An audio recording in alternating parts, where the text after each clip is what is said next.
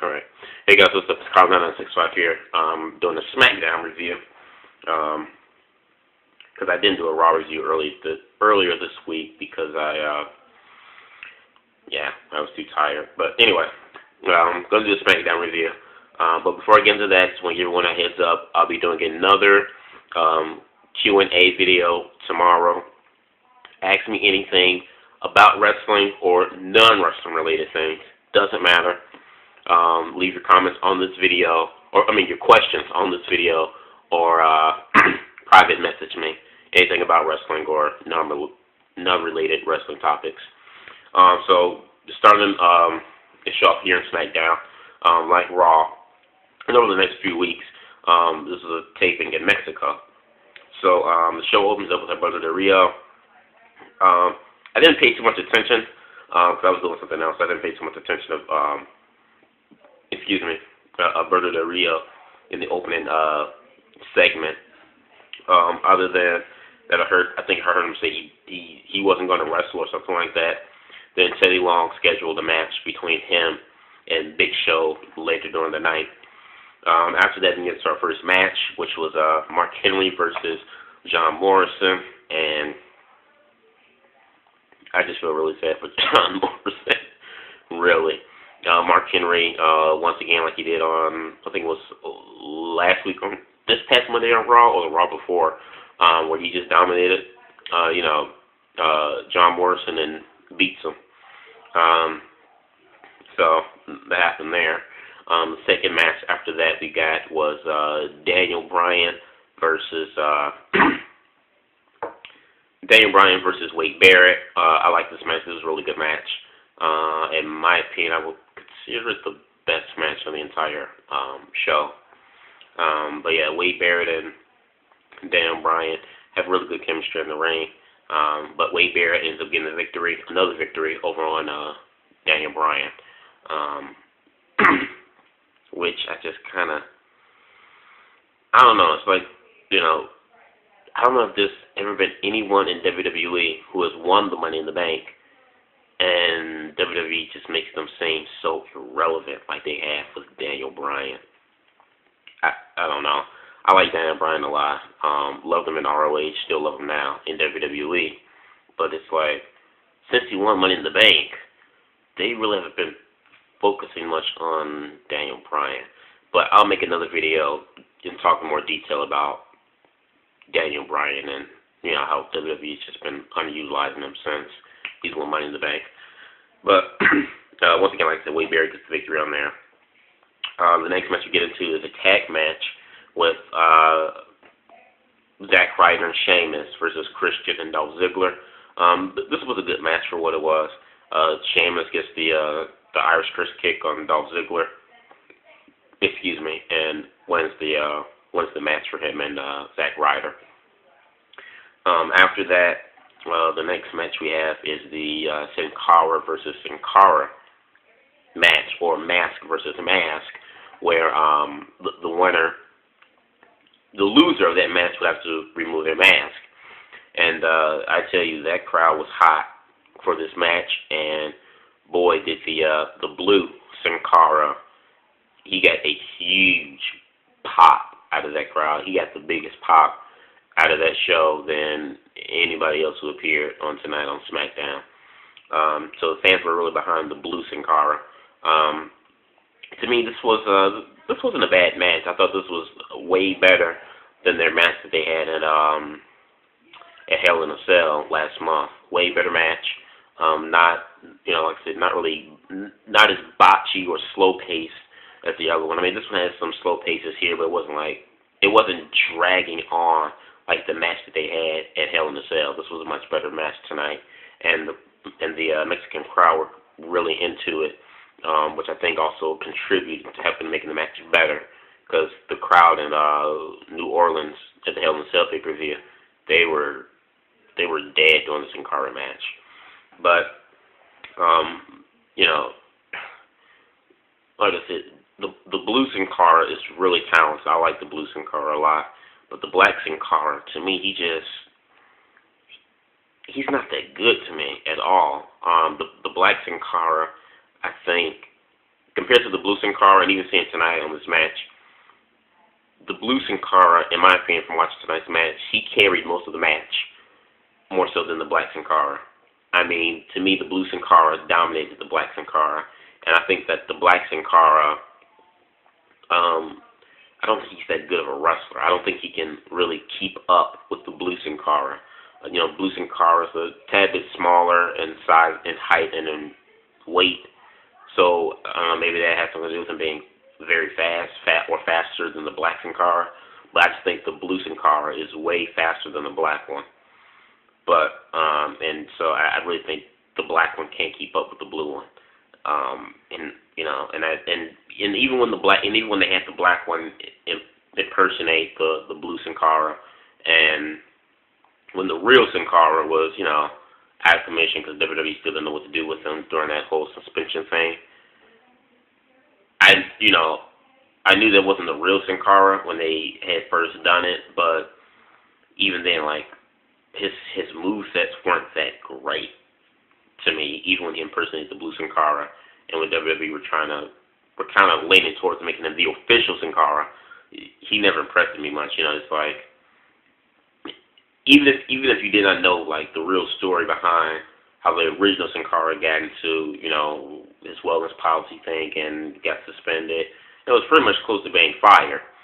If you didn't know the story behind that, and if you would just look at like their styles and the way they wrestle, you could be able to tell apart, like, okay, the first Sin Cara that came in WWE, it was like legit, like he had some really good talent, regardless of his botching. He's talented.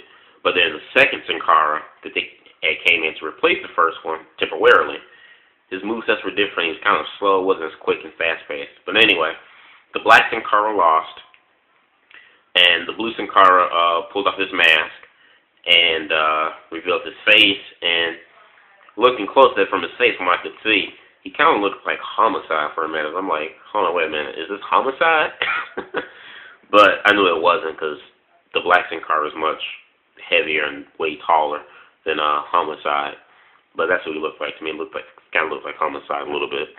But yeah, Blue Sin Cara wins. After that, we get into a segment with Beth Phoenix and Natalya Neidhart.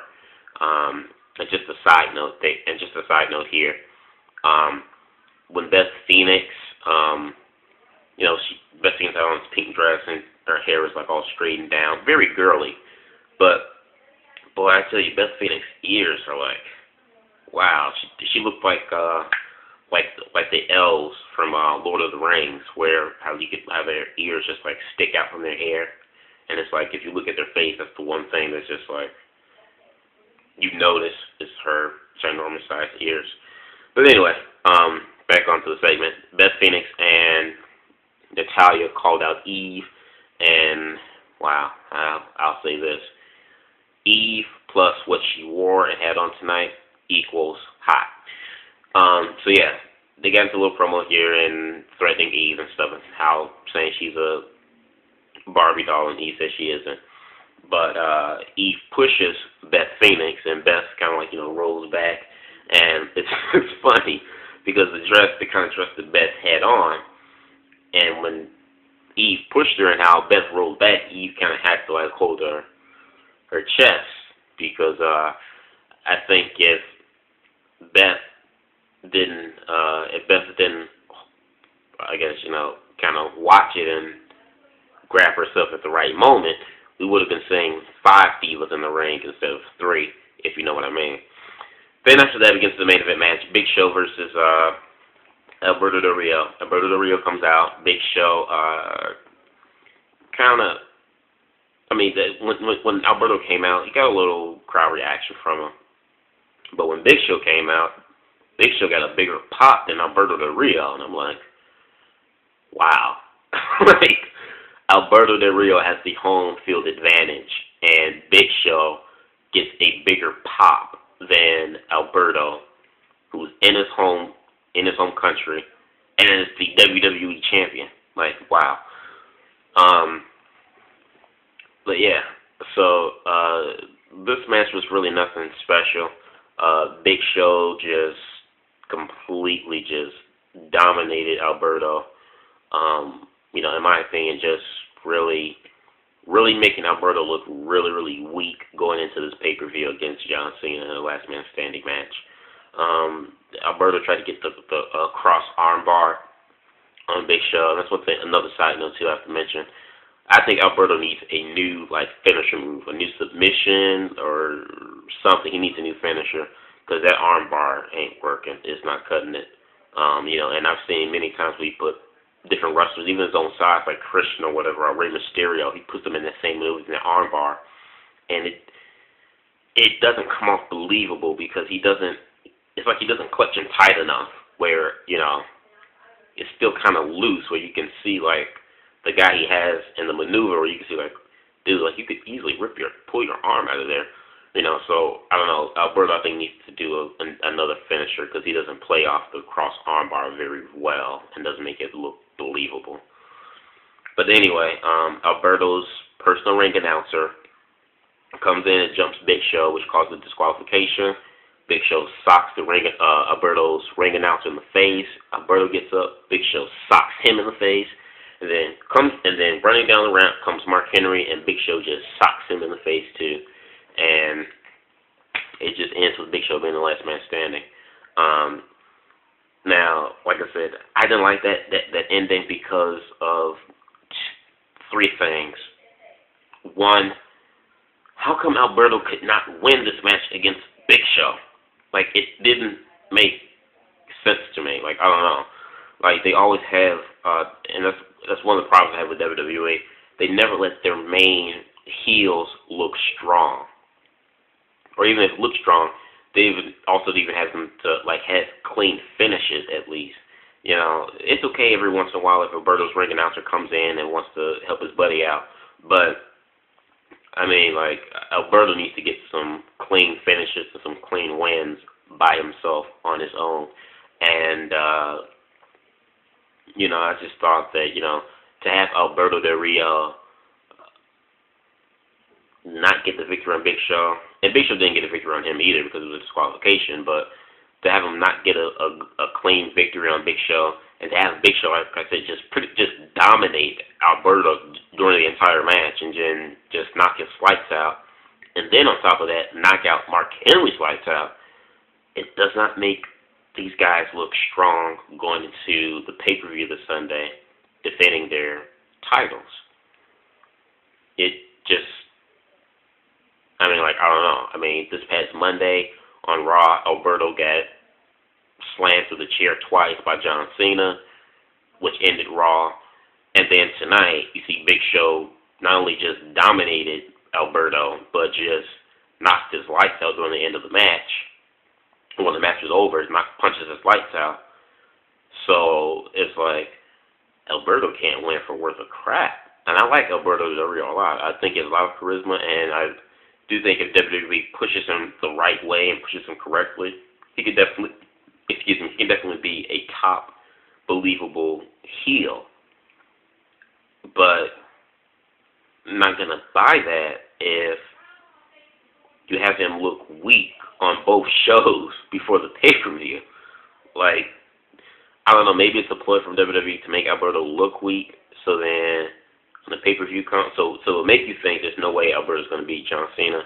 So then when Sunday comes, Alberto finds a way to beat John Cena, the last man standing. Maybe they might do it that way, I'm not sure. But I don't know. I think Alberto should have gotten the victory over on Big Show, because to say, okay, I've beaten the biggest guy, on the roster clean, that would make it would have made Alberto look much stronger and say, okay, well, if he could take out a 7-foot-tall, 500-pound giant, maybe he does have a chance against John Cena. That's what they should have done. And also, too, lately they've been taking some steam away, I think, from Mark Henry. They're not making Mark Henry as dominant. Okay, yeah, Mark Henry squashed John Morrison in 2 minutes and 50 seconds. But then to have him quickly get his lights punched out by Big Show doesn't make him look like the monster heel that he's been for the last 3.5 to 4 months. So all in all, but beyond that, I thought SmackDown was a good show tonight. I enjoyed it a lot better compared to Raw. I think the matches were a lot better. So yeah, I thought SmackDown was good tonight. Oh, and another thing I forgot to mention too on SmackDown, Cody Rhodes had a promo on Randy Orton. Yeah, it's just nothing really special about that. You know, a lot of people like Cody Rhodes, and I don't want to say force myself, but I try to see what other people see in Cody Rhodes. I try to get myself to like Cody, but it's like when I starting to turn over a new leaf to give Cody a chance, he says something or he does something that makes me just completely turn the other way and not pay attention to Cody Rhodes. I just cannot buy into. I just can't get into Cody Rhodes. He's not a bad wrestler. He's a good wrestler, but I mean, the whole plastic mask gimmick thing he's had since WrestleMania this year, all the way to the way he talks, and he talks like it's a strain, and I mean, just this whole Fan of the Opera type gimmick he has is just, I don't like it. You know, maybe if Cody gets a new gimmick, I mean, obviously this gimmick is working for him, but if he gets a new gimmick, a different gimmick, one that's not cheesy, annoying, and corny, maybe I'll like him more. But until then, I just don't see what everyone's so into Cody for. I'm sorry for any Cody Rhodes fan, but really, I just don't like Cody that much. But anyway, like I said, so yeah, this is my SmackDown review. I liked it a lot. I thought it was a good show. And once again, like I said, I'll be doing another Q&A video tomorrow. So please leave any questions or comments you have about wrestling or not about wrestling. It could be wrestling related or non-wrestling related. Ask those questions in this video or send it to my private message. This is Kyle. Peace out.